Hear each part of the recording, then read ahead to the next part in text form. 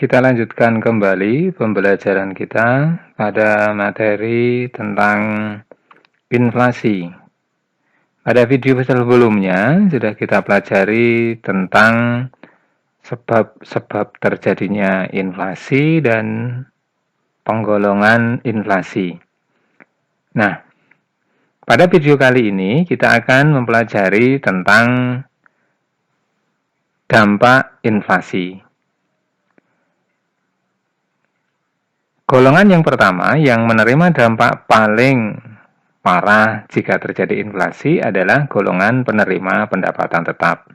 Kenapa? Karena nilai uang yang mereka belanjakan menjadi berkurang. Artinya, dalam mendapatkan barang dan jasa dalam jumlah uang yang mereka terima dalam jumlah yang sama, namun yang bisa didapatkan atas barang dan jasa menjadi lebih sedikit.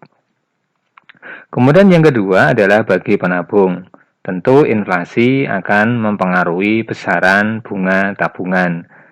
Sehingga besaran bunga tabungan bisa hanya untuk menutup besaran laju inflasi atau bahkan mungkin besaran laju inflasi lebih tinggi daripada persentase tabungan atau bunga yang diterima oleh penabung.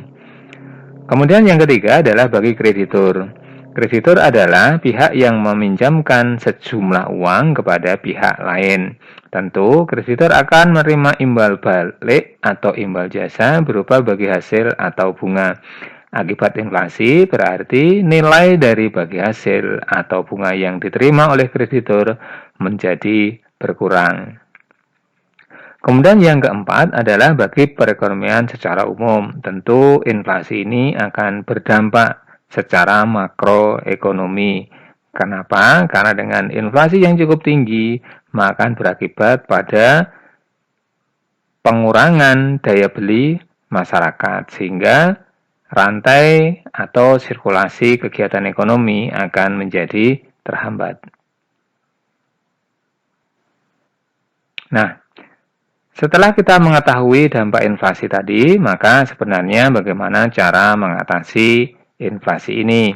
Inflasi pada dasarnya adalah pengurangan atau penurunan nilai uang karena jumlah uang yang beredar begitu banyak. Sehingga sebenarnya inti dari cara mengatasi inflasi adalah mengurangi jumlah uang beredar sehingga nilai uang menjadi stabil atau menjadi lebih tinggi. Secara umum atau garis besar, cara mengatasi inflasi terbagi menjadi 3 kategori. Nah, kategori yang pertama adalah disebut sebagai kebijakan moneter. Kebijakan moneter ini pada dasarnya adalah bagaimana mempengaruhi jumlah uang yang beredar di masyarakat. Yang pertama adalah dengan kebijakan diskonto, yaitu dengan menaikkan tingkat suku bunga, sehingga orang akan menyimpan uangnya di bank, sehingga daya beli masyarakat berkurang karena uang yang dipegang masyarakat berkurang dan disimpan di bank, sehingga uang yang beredar akan menjadi lebih sedikit. Kemudian yang kedua adalah operasi pasar terbuka. Nah, operasi pasar terbuka ini adalah pemerintah dengan menjual surat berharga.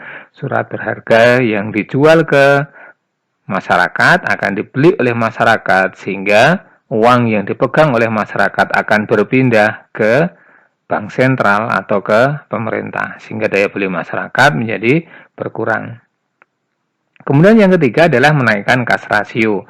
Kas rasio adalah kewajiban dari perbankan untuk menyimpan sejumlah uang kas di perbankan yang tidak boleh diedarkan kembali sehingga persentasenya dinaikkan, artinya kemudian bank terkurangi untuk menggelontorkan atau mengeluarkan kembali uang yang ada di bank ke masyarakat.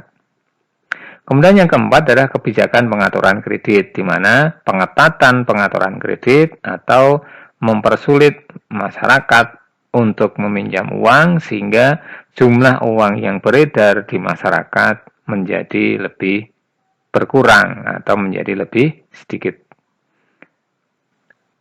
Golongan secara umum yang kedua adalah dengan kebijakan fiskal. Nah, kalau kebijakan moneter leading sektornya adalah bank sentral, maka kalau kebijakan fiskal leading sektornya atau lembaga yang mengaturnya adalah pemerintah. Nah, yang pertama adalah mengatur pengeluaran pemerintah. Tentu, sederhananya untuk mengurangi jumlah uang beredar berarti pemerintah harus menekan pengeluarannya. Kemudian yang kedua, menaikkan tarif pajak. Ini dalam tujuan untuk menarik uang sebesar-besarnya dari masyarakat dengan menaikkan tarif pajak. Yang ketiga adalah mengadakan pinjaman pemerintah. Artinya pemerintah memaksa untuk meminjam uang dari masyarakat. Misalnya, bagi ASN, gajinya dipotong 10% untuk dipinjam oleh pemerintah.